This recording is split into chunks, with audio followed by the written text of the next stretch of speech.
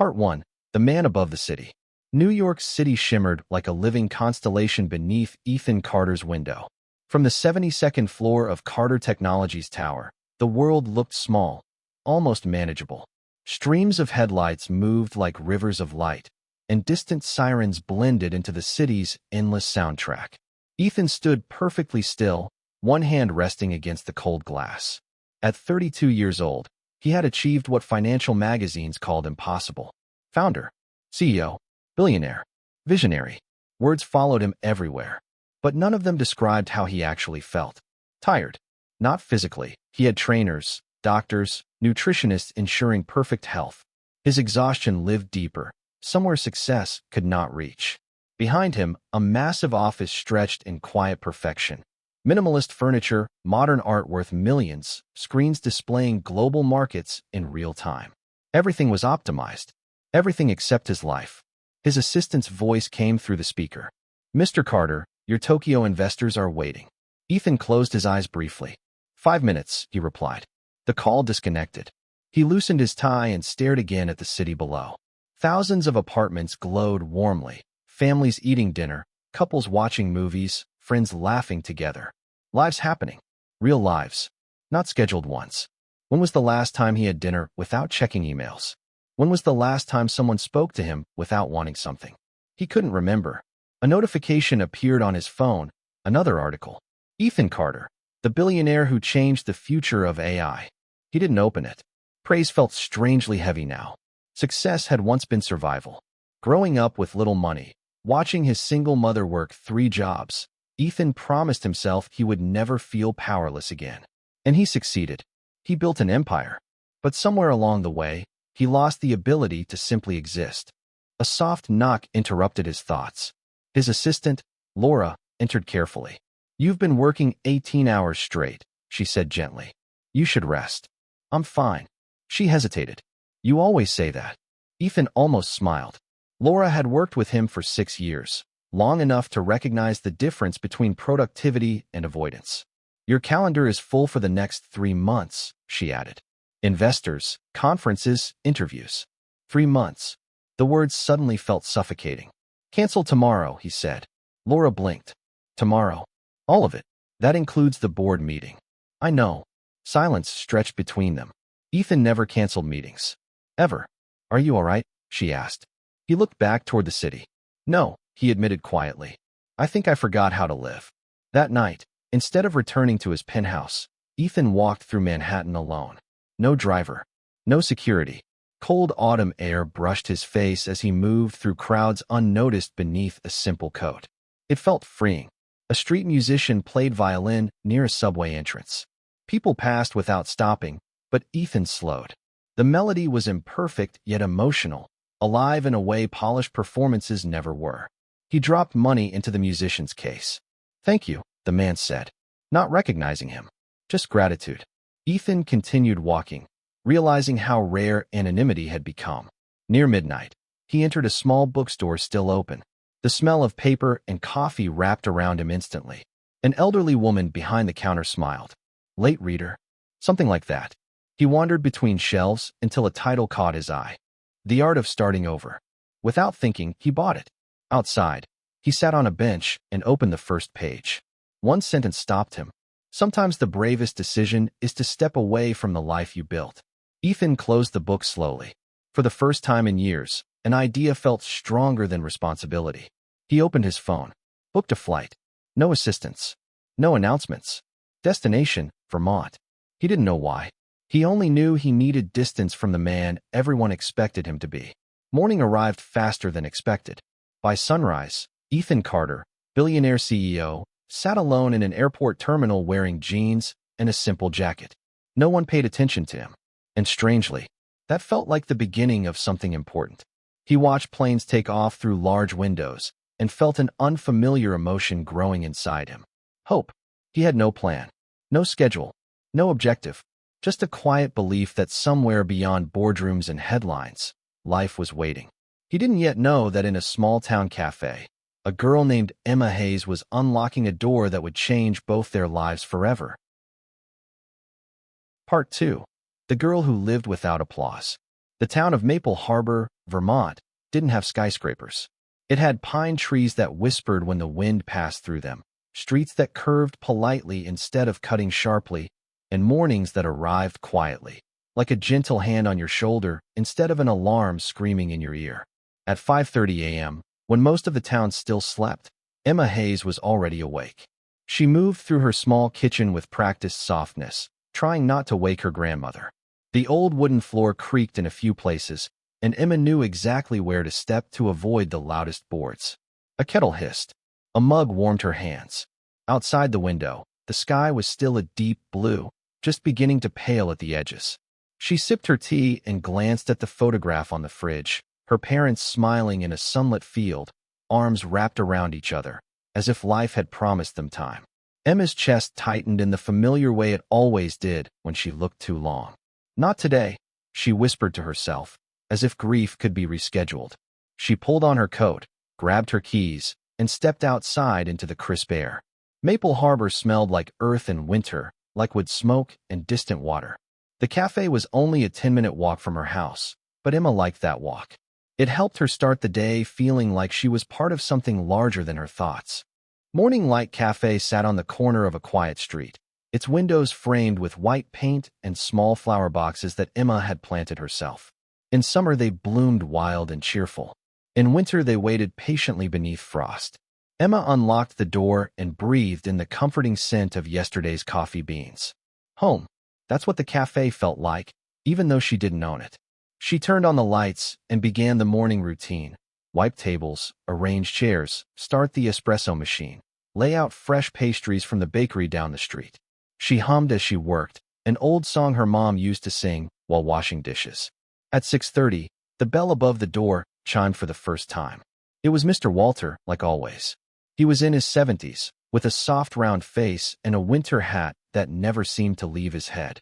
He came every morning for a black coffee and a blueberry muffin, and he always left a tip too large for a small-town cafe.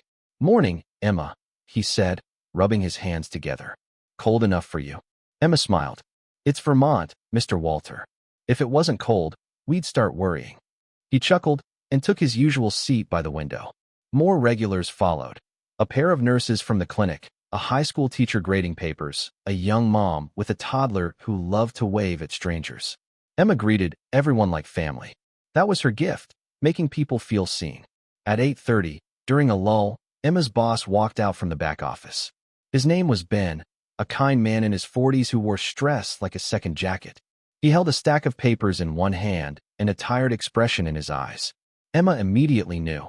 "Bad news?" she asked gently. Ben sighed. "It's not new news. It's just worse." He sat at a corner table, motioning for her to join him. Emma wiped her hands on her apron and sat down. "Rent's going up again," Ben said. "Supplies cost more every month. And traffic, it's just not what it used to be. People are ordering everything online. Even coffee." Emma frowned. "But we're busy." Ben gave her a sad smile. "Busy isn't always enough." He tapped the papers. "If we can't bring in more money, we might have to close by the end of next month." The words hit her like a sudden drop in temperature. Close. Emma looked around the cafe, the chairs she'd polished, the menu board she'd rewritten with fancy chalk, the plants she watered every day, the corner table where she and her grandmother used to sit before Emma started working here. This place held pieces of her life. It was where she learned that strangers could become friends, where heartbreak softened, where mornings had meaning. She swallowed hard. "Is there anything we can do?" she asked. Ben hesitated. "I've tried everything I know. Promotions, discounts, local ads. But we're still behind." Emma's mind raced. "What about events? Live music? Open mic? Book nights?" Ben's expression brightened slightly, like a candle catching flame. "That could help, but it would take time and money." "I can help," Emma insisted. "I'll organize it. I'll do extra shifts. Ben held up his hand. "Emma, you already do more than anyone. I don't want you carrying this whole place on your shoulders." Emma forced a smile. "It's okay," she said, even though it wasn't. When Ben returned to the back office, Emma stayed at the table for a moment, staring at the wood grain like it might offer answers. She took a deep breath, stood up, and went back to work. Because that's what she did. When life threatened to break something she loved, Emma didn't fall apart. She held it together with her hands. That night, at home, Emma cooked dinner while her grandmother, June, sat at the kitchen table with a cardigan draped over her shoulders. June was small and wise, with silver hair and eyes that seemed to understand everything Emma didn't say. Emma placed a bowl of soup in front of her and tried to keep her voice casual. "Ben says the cafe might close," she said. June looked up slowly. "When?" "Next month. If they can't fix the finances." June reached for Emma's hand. Her fingers were warm despite the cold. "Oh, sweetheart," she murmured. Emma shrugged, pretending it didn't matter. "It's just a job," she lied. June squeezed her hand gently, not believing her for a second. "It's not just a job," she said softly. "It's where you keep your heart." Emma's throat tightened. She stared down at her soup. "I don't know what I'll do if it closes," she admitted, voice barely above a whisper. June smiled in that calm, steady way only someone who had lived through storms could. "You'll do what you always do," she said. "You'll find light again, even if the cafe is gone." Emma blinked back tears. "But I don't want it gone." June leaned back in her chair. "Then fight for it," she said simply. Emma looked up. "How?" June's eyes twinkled. "Start by believing you're allowed to want something badly." Emma let out a shaky breath. It wasn't advice about business or money. It was advice about permission. Emma had spent most of her life thinking she shouldn't want too much. That wanting led to losing. That dreaming led to disappointment. But maybe she was allowed to want the cafe to survive. Maybe she was allowed to want more than survival. 2 days later, Ethan Carter landed in Vermont. He rented a car under a different name, not because he was trying to commit some dramatic secret agent act, but because he'd learned that fame followed even small trails. He didn't want to be Ethan Carter here. He wanted to be a man with no expectations. The drive from the airport took him through roads lined with trees and snow-dusted fields. His phone buzzed dozens of times. Messages from Laura, from board members, from investors who didn't understand why a man like him would disappear without warning. Ethan turned the phone off. The silence that followed was both terrifying and comforting. He rolled down the window. Cold air rushed in, sharp and clean. It smelled like pine and something older than the city. Something real. He didn't know where he was going exactly. He only knew he wanted to see the town where his company planned to build a research center. It was supposed to be an inspection trip, official, strategic. But Ethan had taken it personally. He wanted to feel the place. As he drove into Maple Harbor, he noticed how people waved at each other on sidewalks, how cars slowed for pedestrians, how no one seemed to be rushing anywhere. His chest loosened. He parked near the town square and walked without direction. He passed a small bookstore, a hardware store, a florist, and a little park with a frozen fountain. Then he saw it. A cafe with warm lights and a sign that read, "Morning Light." The name alone felt like a promise. Ethan stepped inside. A bell chimed softly above the door. Warm air wrapped around him. Coffee, cinnamon, vanilla. He paused for a moment, as if his body needed permission to relax. Behind the counter stood a young woman with dark hair pulled into a messy bun. She wore a pale sweater beneath her apron, and her cheeks were pink from the cold outside. She looked up. "Hi. Welcome in," she said, her voice bright. Her smile was simple, not forced, not professional in a polished way, just genuine. Ethan blinked, surprised by how immediately it affected him. "Thanks," he said. "What can I get you?" He glanced at the menu, then back at her. "Coffee," he answered. "Black." She nodded. "Sure. Any food?" "No, just coffee." She poured it carefully, as if the cup mattered, as if the person holding it mattered. "Here you go," she said, sliding it across the counter. "You can sit wherever you like." Ethan took the cup and found a seat by the window. As he sat, he felt something odd. He wasn't being watched. No one was whispering. No one recognized him. He was just a man in a cafe. Ethan sipped the coffee and let his shoulders drop. It tasted strong and honest, not like the over-engineered cafe drinks in Manhattan. He watched people come and go, and something about the atmosphere made him feel like he'd stepped into a different kind of life. After a few minutes, the woman from the counter walked over with a small plate. "On the house," she said, placing a cookie beside his cup. Ethan frowned slightly. "I didn't order that." "I know," she replied, smiling. "But you looked like you needed it." He stared at the cookie as if it was a strange concept. "No one gives things away in New York," he said quietly. "Well," she said, tilting her head, "this isn't New York." Ethan let out a small laugh before he could stop himself. It was soft, surprised. The woman's smile widened, as if she'd won something. "I'm Emma," she said. "By the way, Ethan," he replied automatically. She didn't react. No widening eyes. No sudden change in tone. Just a simple nod. "Nice to meet you, Ethan. You're not from around here." "No," he admitted. "Vacation?" He hesitated. "Something like that." Emma studied him for a brief moment. His tired eyes, the way he held himself like someone always carrying weight. "You can sit as long as you want," she said. "We don't rush people out." He looked up at her. "You don't?" Emma shrugged. "What's the point of a cafe if people can't breathe in it?" Ethan didn't have an answer to that. Emma started to walk away, then paused. "Oh," she added, "if you need recommendations for the area, I know everything. Trails, viewpoints, quiet places, even where the best pie is." Ethan almost smiled again. "I'll keep that in mind." She returned to the counter, and Ethan watched her move, quick but unhurried, efficient but gentle. He didn't understand why it mattered so much, but it did. For the first time in years, Ethan felt curious. Not about a market, not about profit, about a person. When Emma finally had a moment, she looked over at the stranger near the window. He didn't look like most tourists. Tourists came in with excitement, taking pictures of everything, asking about maple syrup and skiing. This man looked like someone trying to remember how to be human. He sat quietly, staring out the window like the world was both beautiful and unfamiliar. Emma felt an unexpected pull, an urge to reach across whatever loneliness he carried and say, "You're safe here." But she didn't. Instead, she went back to work. Because people came and went. And Emma had learned, painfully, not to build her heart around someone passing through. Still, when the bell chimed again and the door opened to let in a gust of cold air, Emma glanced instinctively at the man by the window. He looked up too. Their eyes met. For a moment, something silent passed between them. Recognition, maybe. Or simply the understanding that two strangers were both standing at the edge of something they didn't yet see. Ethan lifted his cup slightly, a small gesture of thanks. Emma smiled back. And the cafe, unaware of the storm and sunlight it was about to witness, continued its quiet day.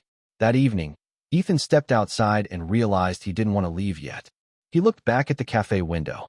Emma was wiping tables, her expression focused but calm. Ethan's hand hovered near his phone in his pocket. He could call Laura. He could go back. He could return to the life he understood. Instead, he walked away without turning his phone on. Because for the first time in years, he wasn't sure he wanted to go back. Not yet. Part 3. Becoming a regular. The next morning, Ethan woke before sunrise.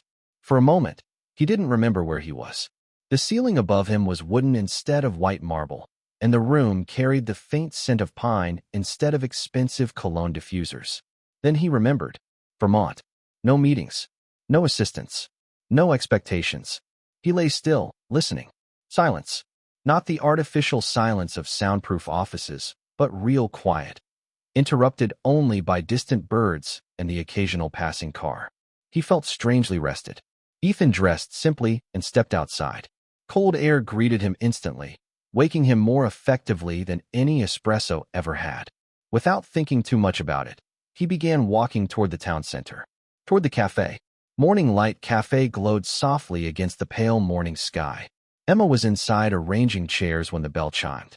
She looked up and paused in surprise. "Good morning," Ethan said. A small smile spread across her face before she could hide it. "Well," she said, "either you really liked our coffee or you got lost again." "Definitely the coffee," he replied. She laughed lightly. "The usual?" He nodded. As she prepared his drink, Emma noticed something different about him. Yesterday he had looked tense, like someone carrying invisible weight. Today his shoulders seemed slightly relaxed. "Sleep okay?" she asked casually. "Better than I expected." "That's Vermont magic," she said. "We specialize in quiet." He watched her move around the counter with effortless confidence. She greeted customers by name, remembered orders without writing them down, and somehow made everyone feel important. It fascinated him. In his world, efficiency came from systems and algorithms. Here, it came from kindness. Ethan took his usual seat by the window. He opened the book he had bought in New York, but found himself barely reading. Instead, he observed the cafe, the rhythm of conversations, laughter, the clinking of cups. A man entered carrying construction tools. "Morning, Emma." "Morning, Jake." Double espresso today? You read my mind. Ethan raised an eyebrow when Emma passed by his table again. You remember everyone's orders? She shrugged. People like being remembered. He considered that quietly. In business, remembering clients meant profit. For her, it meant connection. That difference unsettled him in a good way. Over the next few days, Ethan kept returning.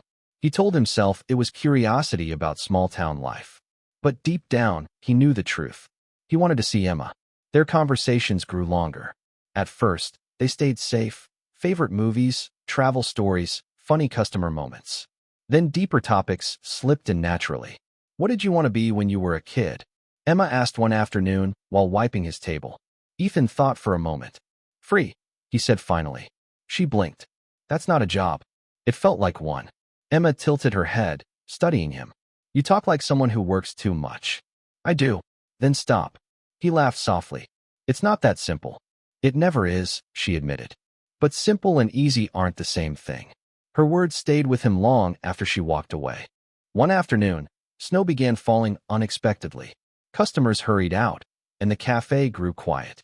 Emma turned the sign to slow hours. Something she explained meant people could stay as long as they wanted without feeling rushed. Ethan watched snowflakes drift past the window. It's beautiful, he said. Emma followed his gaze. First snow always feels special, she said. Like the world is starting over. He looked at her. Do you believe people can start over? She didn't answer immediately. Instead, she sat across from him, resting her chin lightly on her hand. I think people want to, she said softly. But they're afraid to leave what they know. Ethan felt as if she were describing him exactly. What about you, he asked. Emma smiled faintly. I already had to start over once. He sensed there was more behind those words, but didn't push. For some reason, he didn't want to break the trust forming between them. Later that evening, after closing time, Emma found Ethan still sitting by the window. You know we're closed, right? She teased. He looked slightly embarrassed. I lost track of time. That's a good sign, she said. She grabbed her coat. I'm walking home. It's safer before the snow gets heavy. Ethan hesitated. Mind if I walk with you? Emma studied him briefly, then nodded. Sure. Outside, snow covered the streets in soft white silence. Their footsteps crunched gently as they walked side by side. For a while, neither spoke. It wasn't awkward, just peaceful. So, Emma said eventually, what brings you here, really? You still haven't answered properly. Ethan exhaled slowly. I needed a break. From work. From being expected to know everything. She glanced at him. That sounds exhausting. It is. Emma kicked lightly at a pile of snow. I think everyone's pretending a little, she said. Some people are just better at hiding it. He smiled. And you? I'm terrible at pretending, she admitted. What you see is basically what you get. He believed her instantly. They reached her street sooner than he wanted. A small house with warm yellow lights stood at the corner. That's me, she said. Ethan nodded, suddenly unsure what to say. Thanks for the walk. Anytime. She turned toward the door, then paused. You'll come back tomorrow, right? The question sounded casual, but hope hid beneath it. Yes, he said, and he meant it. Emma smiled, then disappeared inside. Ethan stood there a moment longer, watching the window glow warmly. Something unfamiliar settled in his chest. Anticipation. The next morning, Ethan arrived earlier than usual. Emma noticed immediately. You're early. I couldn't sleep, he said. She handed him coffee without asking. You're officially part of the morning crew now. He chuckled. As he sat down, he overheard Emma speaking quietly with Ben near the counter. We might not make it another month, Ben whispered. Ethan's attention sharpened. Emma's voice was softer. I'll think of something. We just need more people coming in. Ben sighed. I don't want to lose this place. Neither do I, Emma thought, though she didn't say it aloud. Ethan looked around the cafe again. The warmth, the laughter, the life inside these walls. For the first time, he saw it not just as a place he liked, but as something fragile, something important to her. And suddenly, without understanding why, he felt protective of it. That afternoon, Emma joined him during a quiet moment. You look serious, she said. Just thinking. Dangerous activity, she joked. He hesitated before asking. This cafe, it means a lot to you, doesn't it? She nodded slowly. It's where I learned people can be kind, she said. After some hard years. He didn't ask for details. He simply said, I hope it stays open. Emma smiled sadly. Me too. Their eyes met. and the air between them felt heavier, filled with unspoken emotion. Neither of them realized it yet, but something had already begun changing. Not suddenly, not dramatically, just quietly, like snow covering the ground one soft layer at a time. That night, Ethan lay awake in his room, staring at the ceiling. He tried to analyze what was happening the way he analyzed business problems. Why did he keep going back? Why did conversations with Emma matter more than billion-dollar negotiations? Why did the thought of her disappointment bother him? No logical answer came. Only a simple truth. He felt alive there. And for the first time in years, Ethan Carter was afraid of leaving a place, and a person, behind. Part 4. The night the storm brought them closer. Snow fell heavily over Maple Harbor the next evening, turning the town into a world of white silence.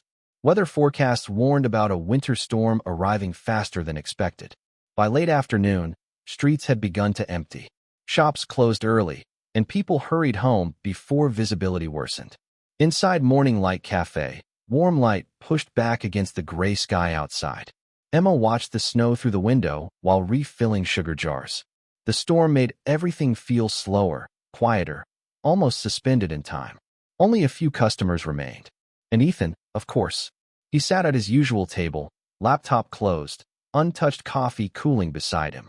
He wasn't working. He rarely worked here anymore. Instead, he simply observed, listening to conversations, watching Emma move between tables. She noticed his gaze and raised an eyebrow playfully. "What?" she asked. "Nothing," he said quickly. "Just thinking this place looks different during a storm." "It does," she agreed. "Storm days make people honest." "How?" She leaned against the chair across from him. "Because no one rushes. When people slow down, they stop pretending everything's fine." Ethan considered that. In his world, storms meant crisis management and emergency meetings. Here, storms meant reflection. The last customer left just before sunset, pulling their coat tight against the wind. Emma flipped the sign on the door to closed. Snow hit the windows harder now, carried sideways by strong gusts. Ben came out from the back room, already wearing his coat. "I'm heading home before roads get worse," he said. "You two should leave soon, too." Emma nodded. "I'll finish cleaning." Ben looked between her and Ethan with a knowing smile, but said nothing. The door shut behind him. Silence settled. Just wind outside, and soft music playing from the cafe speakers. Emma wiped tables slowly while Ethan gathered empty cups. "You don't have to help," she said. "I know," he replied. "I want to." She smiled faintly. They worked side by side, comfortable in shared quiet. Outside, the storm intensified, snow piling quickly against the windows. Emma checked her phone. "Roads are closing," she said. "They're advising people to stay indoors." Ethan glanced outside. "Looks like we're stuck." She laughed softly. "Guess so." There was no panic in her voice, only acceptance. Emma turned off half the lights, leaving the cafe glowing warmly in soft gold tones. Shadows danced gently across wooden walls. For a moment, neither spoke. The world outside disappeared beneath snow and wind. Inside, time slowed. Emma made hot chocolate instead of coffee this time. "Storm tradition," she explained, handing him a mug topped with melting marshmallows. Ethan took a sip and smiled unexpectedly. "This is better than anything I've had in New York." "That's because it's not trying to impress anyone," she said. He laughed quietly. They sat across from each other, legs stretched beneath the table. The storm roared outside, but inside felt safe. Almost private, like the world had intentionally left them alone. After a while, Emma spoke softly. "Can I ask you something?" "Of course." "What were you like before all the success?" The question caught him off guard. He stared into his mug. "Hungry," he said finally. "For money." "For security," he corrected. "My mom worked constantly just to keep us afloat. I promised myself I'd never live like that again." Emma listened carefully. "So you built everything to protect yourself?" "Yes." "And did it work?" He hesitated. "I don't worry about money anymore," he said slowly. "But I worry about everything else." Emma nodded, understanding more than he expected. "Sometimes we solve one problem and accidentally create another." He looked at her. "What about you?" he asked gently. "You said you had to start over once." Emma's smile faded slightly. She stared at the falling snow. "My parents died in a car accident when I was 17, she said quietly. The words hung in the air. Ethan felt his chest tighten. "I'm sorry," he said softly. She shrugged. though emotion flickered in her eyes. For a long time, I felt like life just stopped. Everyone else kept moving forward, and I stayed stuck in that moment. She traced circles on the table with her finger. I used to have big plans. Travel. College far away. Adventure. She smiled faintly. After they were gone, those dreams felt selfish. Ethan shook his head gently. They weren't selfish. I know that now, she said. But grief changes how you see yourself. Silence followed, not uncomfortable, but heavy with honesty. Ethan realized she trusted him enough to share something deeply personal. It mattered more than he could explain. The lights flickered briefly as wind shook the building. Emma laughed nervously. If power goes out, we have candles. You're very calm about being snowed in, he said. She smiled. I learned a long time ago that fighting things you can't control only makes you tired. He watched her carefully. She wasn't naive. She was strong in a quiet way, the kind built from surviving loss rather than avoiding it. Hours passed without them noticing. They talked about childhood memories, fears, favorite songs, and moments that changed them. At some point, Emma moved to sit beside him instead of across the table. It happened naturally, without decision. Outside, the storm softened slightly. Inside, warmth grew. Emma yawned and laughed. I didn't realize it was this late. Ethan checked the clock. Nearly midnight. I should probably find somewhere to stay, he said. Emma hesitated. You can wait here until morning, she offered. Storm should clear by then. We have blankets in the back. He looked surprised. You trust me that much? She met his eyes calmly. I think I do. Something unspoken passed between them. Trust. Not rushed. Earned. Emma brought blankets and turned off the remaining lights, leaving only a small lamp glowing near the counter. They sat together on a couch near the window, watching snow drift gently under streetlights. The world felt impossibly quiet. Emma wrapped herself in a blanket and leaned back. You know, she said sleepily, this is probably the most peaceful night I've had in months. Ethan nodded. Me too. For a long moment, neither moved. Then Emma's head slowly rested against his shoulder. She didn't seem to notice at first. Ethan froze slightly, unsure whether to move. He didn't. Her breathing became steady. She had fallen asleep. Ethan sat perfectly still, afraid to disturb the moment. He looked down at her peaceful expression, free from worry, softened by trust. Something deep inside him shifted. Not attraction alone. Something quieter. More serious. He realized he didn't just enjoy her company. He cared. Deeply. The realization scared him more than any business risk ever had. Because caring meant vulnerability. And vulnerability meant the possibility of loss. Outside, snow continued falling.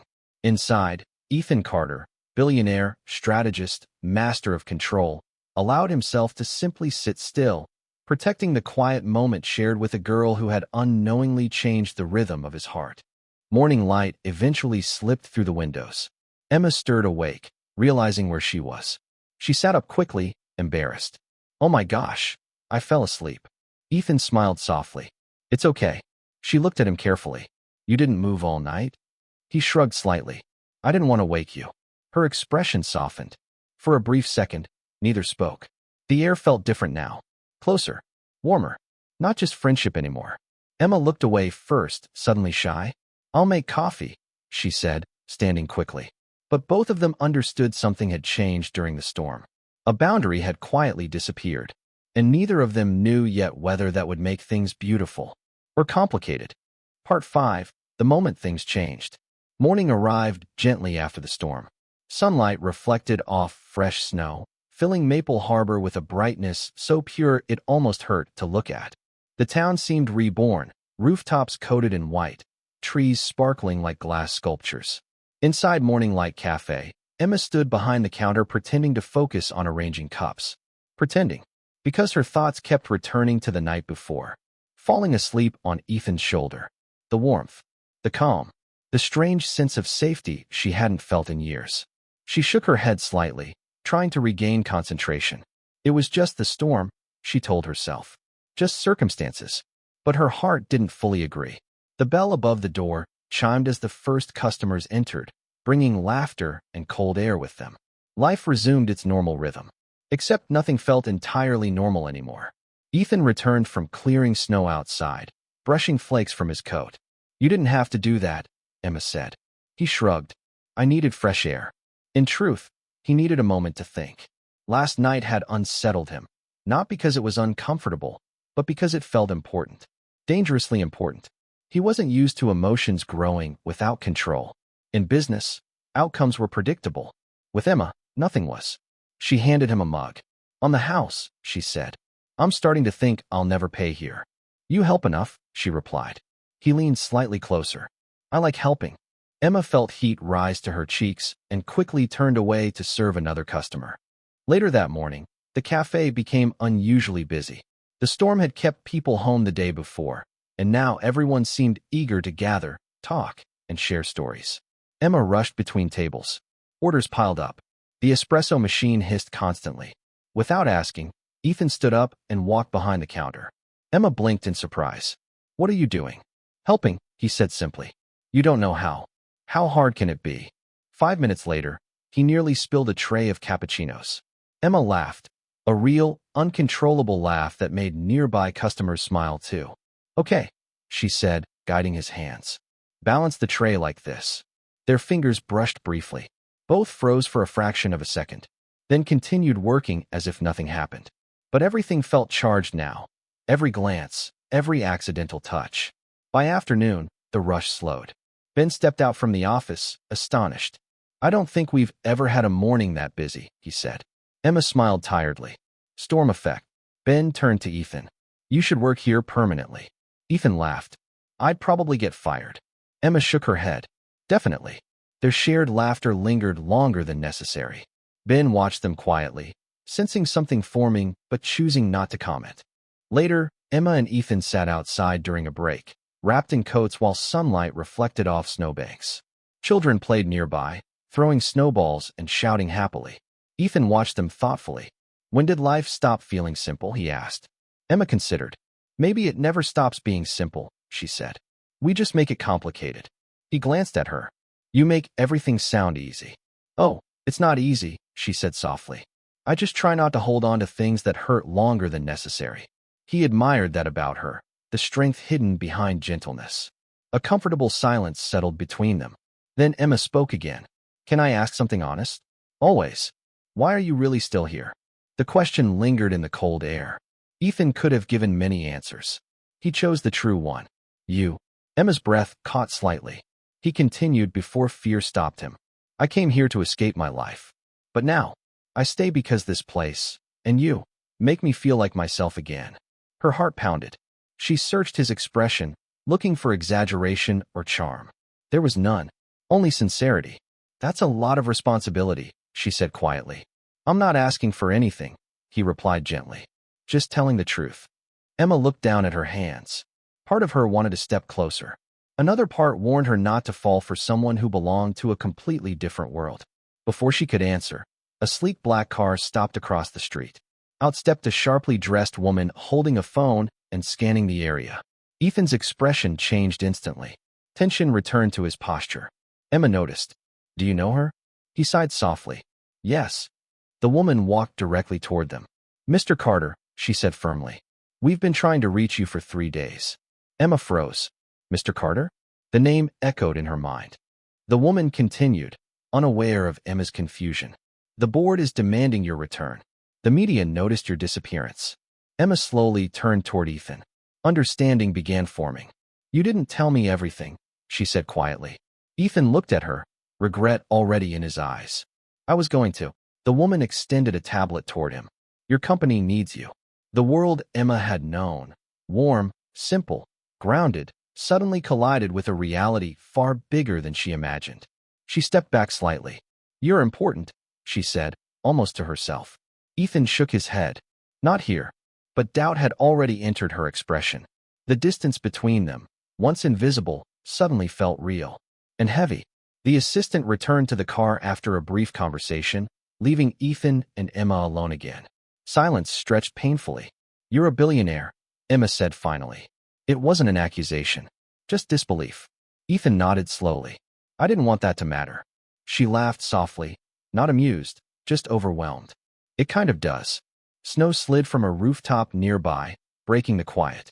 Emma crossed her arms, trying to organize emotions she didn't fully understand. So all this time, You were just pretending to be normal? No, he said quickly. This is the most real I've been in years. She searched his face again and believed him. That made things harder. I need a little time, she admitted. Ethan nodded, though disappointment flickered in his eyes. I understand. For the first time since they met, uncertainty stood between them. Not anger, not rejection, just fear of two worlds colliding. Emma turned toward the cafe door. I should get back to work. He watched her go, realizing something terrifying. Success had never made him feel vulnerable, but the possibility of losing her did. That evening, Ethan walked alone through town again. Snow crunched beneath his shoes as thoughts raced through his mind. He had built empires through control and strategy. But love, or whatever this was becoming, refused to follow logic. For the first time, he didn't know how to fix a problem. Because this time, the solution wasn't money. It was trust. And trust took time. Inside the cafe, Emma stood by the window watching him disappear down the street. Her heart felt pulled in two directions. The man she liked, and the life he represented. She whispered quietly to herself, why does it have to be complicated? But deep down, she already knew the answer. Because what was growing between them was no longer simple friendship. It was something stronger, something risky, something neither of them could walk away from easily. Part 6. Distance between two worlds. The next morning felt colder than usual. Not because of the weather, the storm had already passed, but because something invisible had changed. Morning Light Cafe opened as always. The bell chimed, coffee brewed, regular customers filled their seats. Conversations flowed, laughter echoed softly. Everything looked the same. Emma did her job perfectly. She smiled, took orders, remembered names. But inside, she felt unsettled. Her eyes kept drifting toward the door, waiting, even though she told herself she wasn't. Ethan didn't come that morning, or the next, or the day after. Emma told herself it made sense. Someone like him had responsibilities, a life far bigger than their small town. Still, every time the bell rang, her heart reacted before logic could stop it. And every time, disappointment followed quietly. Mr. Walter noticed first. You look like someone expecting a letter that hasn't arrived, he said gently while stirring his coffee. Emma forced a smile. Just tired. He nodded, pretending to believe her. Small towns understood silence better than questions. Meanwhile, hundreds of miles away, Ethan Carter stepped back into his New York office. The moment he entered, the world snapped back into motion. Assistants rushed toward him. Screens displayed urgent updates. Phones rang endlessly. Welcome back, sir, Laura said, relief clear in her voice. We postponed as much as we could. He nodded automatically. Meetings began immediately. Investors demanded explanations. Board members discussed expansion strategies. Media interviews waited downstairs. Ethan answered questions flawlessly. His voice was confident. His posture controlled. His decisions precise. To everyone else, nothing had changed. But inside, he felt disconnected, like watching his own life from outside. During a meeting, someone joked about a billion-dollar contract. The room laughed. Ethan didn't. Instead, his mind drifted to a small cafe filled with warm light and a girl who served coffee with genuine kindness. He realized something unsettling. He missed simplicity more than success. Late that evening, Laura entered his office carefully. You've been quiet today, she said. Busy, he replied automatically. She crossed her arms. I've worked with you 6 years. That's not your busy face. He sighed, leaning back in his chair. Have you ever met someone, he asked slowly, who makes everything else feel less important? Laura smiled knowingly. That sounds suspiciously like a personal problem. He didn't deny it. She doesn't belong in this world, he said quietly. Laura tilted her head. Or maybe you don't belong in this one as much as you think. Her words stayed with him long after she left. Back in Maple Harbor, Emma tried to focus on saving the cafe. She organized live music nights, redesigned the menu board, created social media pages to attract visitors. Customers appreciated her effort, but worry remained. Bills continued piling up. One evening, Ben sat with her after closing. You've done more than anyone could, he said gently. But even effort has limits. Emma stared at the empty tables. I don't want to give up. I know, Ben said softly. She hesitated before asking. If it closes, what will you do? He shrugged sadly. Start over somewhere else. Emma nodded, though the idea hurt. Starting over again felt exhausting. That night, Emma walked home alone beneath clear stars. Her thoughts returned to Ethan despite her attempts to avoid them. She replayed conversations, laughter, the storm night. She wondered if she had imagined the connection. Maybe for him it had been just a break from reality. A temporary escape. People like him didn't stay in small towns forever. She told herself she understood. Yet understanding didn't stop missing him. Days later, a television in the cafe displayed financial news while customers ate breakfast. Emma barely paid attention until a familiar face appeared on the screen. Tech billionaire Ethan Carter announces major expansion plans following strategic meetings in New York. Her hands froze. There he was. Perfect suit. Confident smile. Surrounded by cameras. He looked completely different from the man who carried coffee trays and laughed at spilled foam. Customers murmured in admiration. Emma quickly turned away, pretending to clean a table. Her chest tightened. That world looked impossibly far from hers. She whispered quietly to herself. Of course he went back. And suddenly she felt foolish for believing anything could be different. That same evening, Ethan sat alone in his penthouse overlooking Central Park. City lights stretched endlessly below him. Everything he once worked for surrounded him. Yet the apartment felt emptier than ever. He picked up his phone, opened Emma's contact, saved simply as Emma Cafe. His thumb hovered over the call button. He hesitated. What would he say? I miss you. I don't feel like myself here anymore. The words felt too vulnerable. He set the phone down again. For a man who negotiated billion-dollar deals without fear, making one honest phone call felt terrifying. 2 weeks passed. Snow melted slowly in Vermont. And then the news Emma feared arrived. Ben called her into the office. He didn't need to speak immediately. His expression said everything. We couldn't secure funding, he said quietly. We close at the end of the week. The words landed heavily. Emma nodded slowly, trying to remain composed. I understand. But her voice trembled slightly. After Ben left, she stood alone in the empty cafe.